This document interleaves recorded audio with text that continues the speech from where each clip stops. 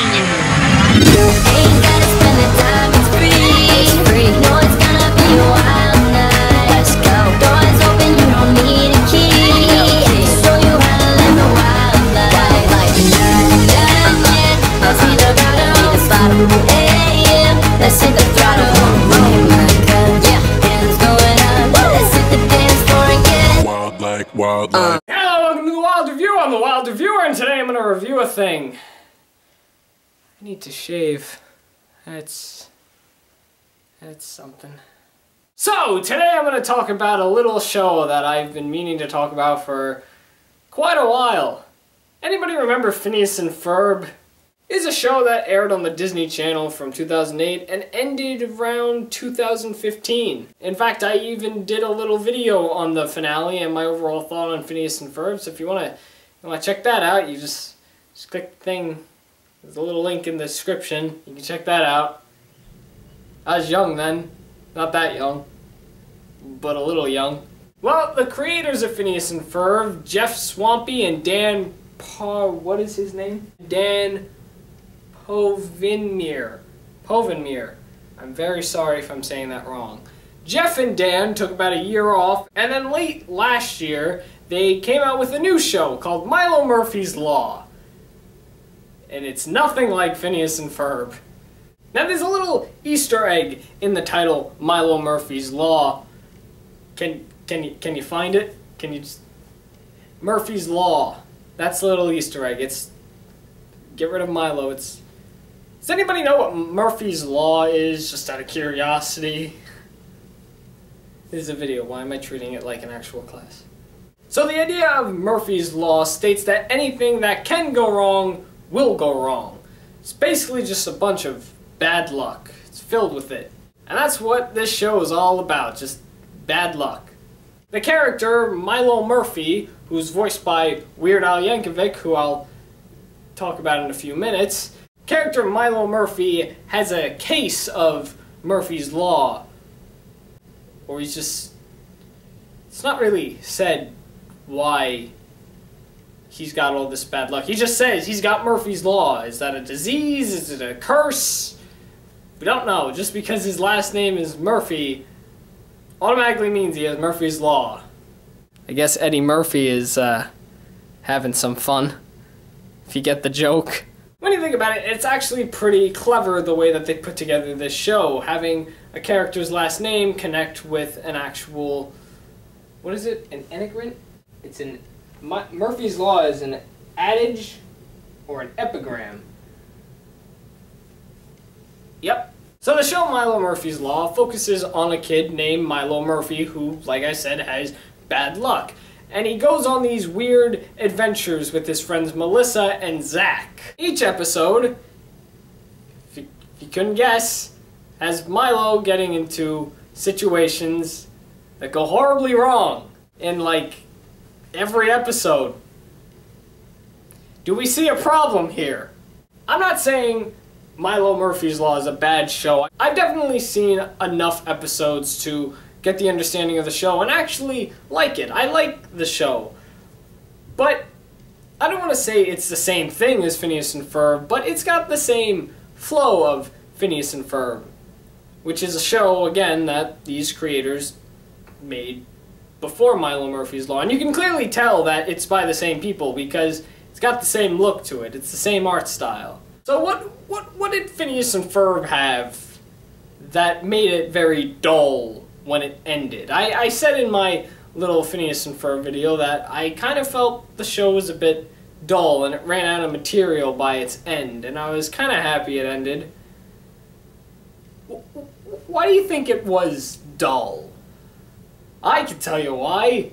Because the same thing happened in every episode. Phineas and Ferb focused on two stepbrothers who wanted to make their summer extravagant and adventurous. So they built these contraptions, they did all these crazy things that normal little boys should not be doing. And that happened in every episode. Every one.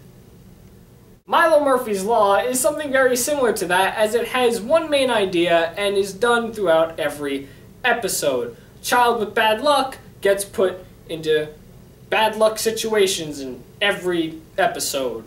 Right then and there, I could definitely see the show being very dull by the end of its run, much like Phineas and Ferb. However, I will say the one thing that Milo Murphy's Law does have when creating episodes and situations for the characters to be put in is that they take the idea of Murphy's Law and use it very differently in every episode. Take the first episode, for example, where we see Milo and his new friend Zach get to school because they missed the bus. It's basically just them making their way to school in very creative and dangerous ways. And then let's take the episode where Milo goes to a football game for, I want to say, the first time in a while. Because he's there and he's filled with bad luck, his school's team is going to lose because he's rooting for them. But in order for them to actually win, he decides to root for the other team, betraying his school's home team, and root for the other team so this way they could lose. Which actually works. He uses his little power he has and uses it against the people that they're going up against. So it's very creative. Now, like I said earlier, Milo Murphy is voiced by Weird Al Yankovic. You may know him as a singer, musician, singer. He plays the accordion. He likes polka music.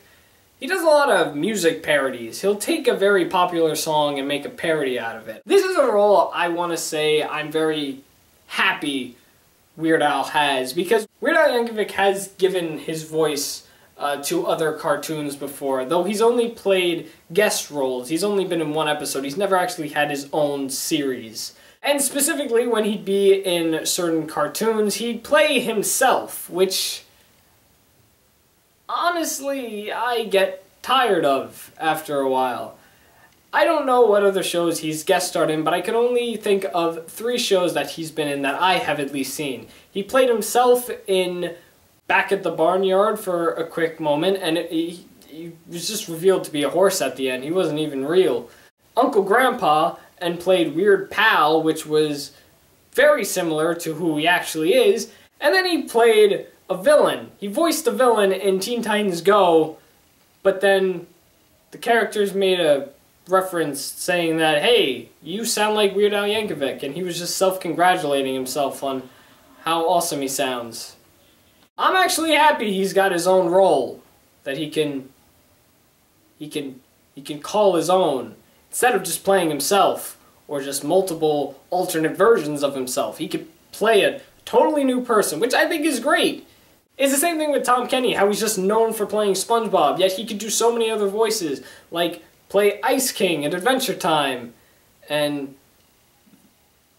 Eduardo in Foster's Home for Imaginary Friends, and a bunch of other people. Cupid in Fairly Odd Parents. It's been a long night. Just let me... I know he's voiced a lot of people. I don't know all the names, alright? Now, going back to Phineas and Ferb, I'd like to point out that Phineas and Ferb was very unique because it was the first 11-minute cartoon ever at the time to do both an A plot and a B plot. And what that basically means is usually in television shows they'll tell one story, which is the main story they're telling, and then tell a different story within the same episode using different characters. Yes, Gravity Falls also did this. They are a cartoon, but Gravity Falls was about 20 minutes, 24 minutes. Phineas and Ferb is one of the very rare cartoons that can tell 2 different stories in a very short amount of time, 11 minutes, which is very hard to do. Well, Dan and Jeff obviously took all that stuff on telling 2 different stories and brought it into Milo Murphy's Law.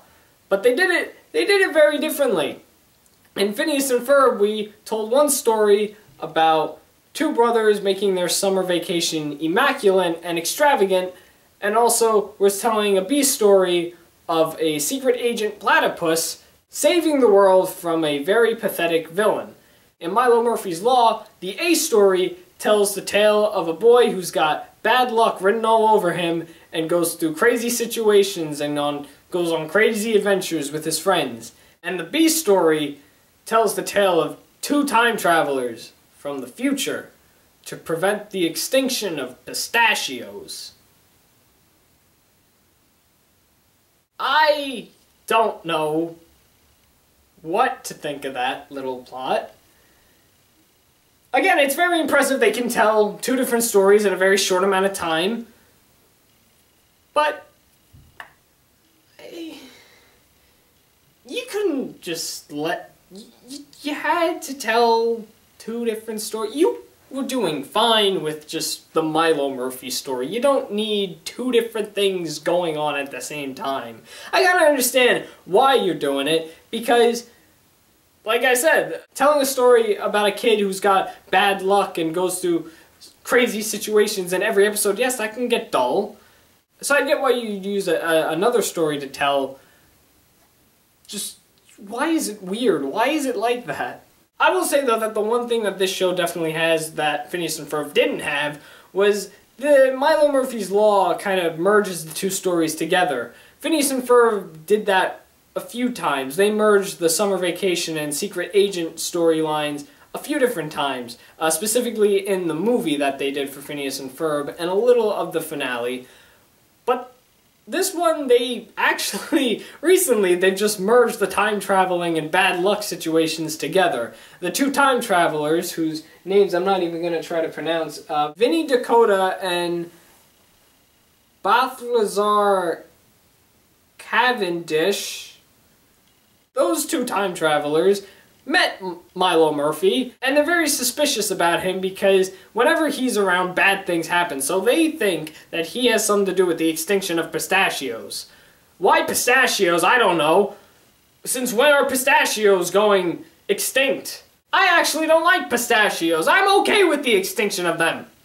I don't like nuts. So with all that said, there's at least one more point I'd like to point out before I end the video.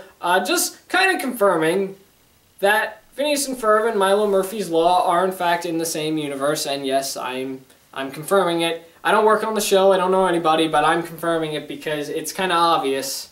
It's kind of obvious. If you don't watch the show, you wouldn't know. But obviously, Dan and Jeff are pulling the same thing Dan Schneider does with his shows. They're merging the two shows together in their one universe. How do I know this? How do I know this is true? Well, I have proof.